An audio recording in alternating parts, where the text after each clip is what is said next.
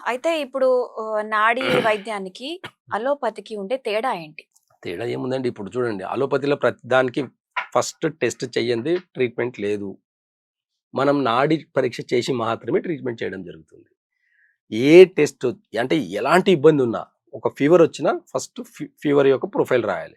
దాంట్లో ఏం ప్రాబ్లమ్స్ ఉన్నాయో చూడాలి. అంటే నాడి పట్టుకున్నప్పుడు ఏ ఏ ఆర్గాన్ ఇన్‌బ్యాలెన్స్ వల్ల ఫీవర్ వచ్చిందనేది కూడా చాలా ఈజీగా కనుక్కోవచ్చు. ఇంటర్నల్‌లో ఏదైనా ఒక ఆర్గాన్ లంగ్స్‌లో ఫ్లమ్ గానివ్వండి, లేదంటే లివర్ బాలేకపోతే, కిడ్నీలు బాలేకపోతే ఏదైనా ఒక ఇన్‌బ్యాలెన్స్ వల్లనే ఫీవర్స్ అనేటివి వస్తాయి. వైరల్ ఫీవర్స్ వస్తాయి. లంగ్స్ వల్లనే వైరల్ అంటే ఏంది? ఒకరి నుంచి ఒకరికొచ్చేది. కాబట్టి ఇది వైరల్ ఫీవరా అనేది వాళ్ళ లంగ్స్ ఇన్‌బ్యాలెన్స్‌ని బట్టి చూస్తామనమాట. లంగ్స్ ఇన్‌బ్యాలెన్స్ ఉందంటే ఇది వైరల్ ఫీవర్. లేదా లివర్ బాలేక ఫీవర్ వచ్చిందా అది లివర్‌కి సంబంధించింది. ఇట్లా కొన్ని ఇంటర్నల్ ఆర్గాన్ బేస్ చేసుకొని మాత్రమే నాడి చూసి, ఆ ఇంటర్నల్ ఆర్గాన్ ఏది ఇన్‌బ్యాలెన్స్ ఉందో చూసి, దానికి మాత్రమే ట్రీట్మెంట్ చేస్తే ఫీవర్ అనేది తగ్గిపోతుంది. అంటే ఇట్లా ఆ మోడర్న్ సిస్టమ్‌కి ప్లస్ ఆయుర్వేదం మూలంకి ఇదే డిఫరెన్స్ అనమాట. వితౌట్ టెస్ట్‌లు ఈ ఫీవర్‌కి గూడంగా చూడట్లేదండి ఈరోజు డాక్టర్లు. కాబట్టి ఈ అవేర్‌నెస్ లేకపోవడం వల్ల చాలామంది టెస్టులకు ప్రిఫరెన్స్ ఇవ్వడం, లేదంటే చిన్న చిన్న ఫీవర్స్ కూడా అడ్మిట్ అయ్యి సెలైన్స్ ఎక్కించుకోవడం జరుగుతుంది. కానీ కరెక్ట్‌గా చెప్పాలంటే నేచర్ ఏం చెప్తుంది ఇంకా బాగా అంటే, జస్ట్ ఫీవర్ వచ్చింది అంటే 24 అవర్స్ ఫాస్టింగ్ ఉండగలిగితే చాలు. ఫీవర్ టెంపరేచర్ ఆటోమేటిక్‌గా డౌన్ అవుతుంది. హ్మ్. నార్మల్ వచ్చేస్తుంది. అంటే ఎందుకంటారు? ఎందుకనంటే మెటబాలిజం సిస్టమ్ తనంత తానే బాడీ ఇప్పుడు ఎగ్జాంపుల్ ఒక చిన్న టెక్నిక్ చెప్తాను. ఇప్పుడు ఇట్లా కట్ అయింది అనుకుందాం. ఏదో గాయమైంది ఇట్లా కట్ అయింది, బ్లడ్ వస్తుంది. బ్లడ్ వస్తే ఏం చేస్తాం మనం యాక్చువల్లీ? వాటర్ కూడా తాగాలి. కాదు, ఇప్పుడు బ్లడ్ వచ్చింది అంటే చాలా సింపుల్‌గా ఏం చేస్తాం? అందరి అడ్డం పెట్టేసి దానికి బ్యాండేజ్ కట్టేసి డీప్‌గా కట్ అయితే సూచర్స్ ఏస్తారు. ఓకే. అవును. బ్లడ్ ఆపేస్తారు. నేచర్ యొక్క తత్వం, బాడీ యొక్క తత్వం ఏంటి? ఎంత కట్ అయిపోయినా అలా వదిలేసి చూడండి. కరెక్ట్‌గా 2-3 నిమిషాల్లో కాసేపటికి బ్లడ్ అనేది ఆటోమేటిక్‌గా క్లాట్ అవుతుంది. మీరు కదిలియకుండా పెడితే చాలు. దాన్ని పట్టేసుకొని బ్యాండేజ్ కట్టి కుట్లేయాల్సిన అవసరం కూడా లేదు ఇక్కడ.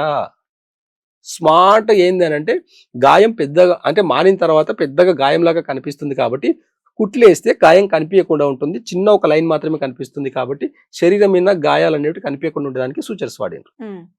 లేకపోతే నార్మల్‌గా పసుపు పెట్టేసి చాలా మంది ఫస్ట్ ఎయిడ్ లాగా ఏం చేస్తారు? దెబ్బ తగిలిందంటే పసుపు పెట్టేసి బ్యాండేజ్ కట్టేస్తున్నారు. ఏం చెప్పాలంటే ఏమీ అవసరం లేదు. బాడీ యొక్క తత్వం ఏంది అంటే తనంత తానే హీల్ చేసుకునే గుణం బాడీకి ఉంది.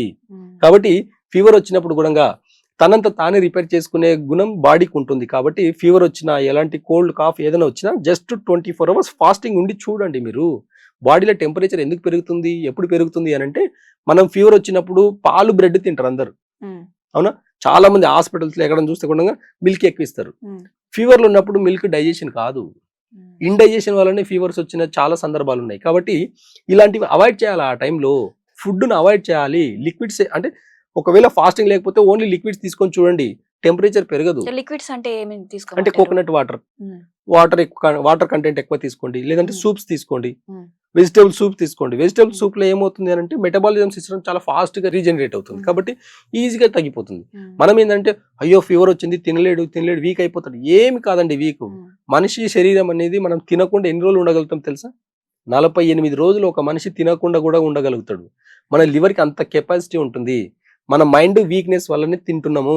టైంకి తినాలనేది మన మైండ్ వీక్నెస్ వల్ల మాత్రమే. ఎవరు చెప్పారండి అసలు? ఫాస్టింగ్ ఒక 3 డేస్ ఫాస్టింగ్ ఉంటే 4th డే మీరు ఎంత ఎనర్జెటిక్ గా ఉంటారు తెలుసా?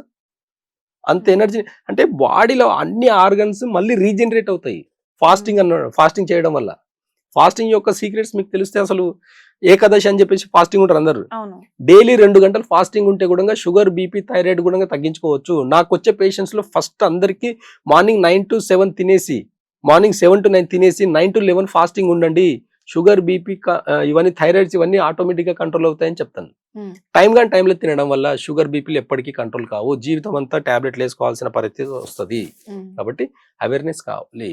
ఈ అవేర్నెస్ లేకపోవడం వల్లనే చాలా ప్రాబ్లమ్స్ వస్తాయి.